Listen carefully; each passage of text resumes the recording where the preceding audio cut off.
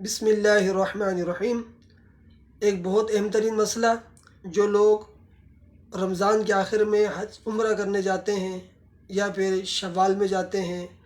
مقصد یہ کہ شوال میں وہ مکہ مکرمہ میں موجود ہوتے ہیں، تو کیا ان پر حج فرض ہوگا یا نہیں، یہ مسئلہ سماعت کر لیں۔ اور کوئی آپ کے عزیز اقربا اگر مکے میں ہے تو یہ مسئلہ ان کو بھی آپ شیئر کریں اور بتائیں کہ اس کی شرائط ہے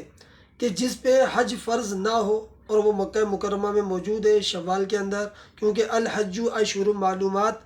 قرآن کریم کے پوائنٹ آف ویو سے حج کے 3 مہینے شوال، ذوالقعدہ، ذوالحجہ، ان 3 مہینوں میں سے کسی بھی مہینے میں مکے میں موجود ہے، صاحب حیثیت ہے، وہاں اسٹے کرنے کی اس کو اجازت حکومت کی طرف سے بھی ہے، مال اسباب بھی موجود ہے، تو اس پہ حج فرض ہو جائے گا۔ اب اگر اس کو حکومت اجازت نہیں دیتی تو پھر وہ واپسی آئے گا، آئندہ سال وہ جائے گا کیونکہ حج اس پہ فرض ہو چکا ہے۔ ہاں، اگر شوال میں وہاں موجود ہے اور اس کے پاس اتنی استطاعت نہیں ہے کہ وہ پیچھے گھر والوں کو خرچہ دے سکے، یا حاجت کے علاوہ اتنا مال نہیں ہے کہ وہ 2-3 مہینے اسٹے کر سکے،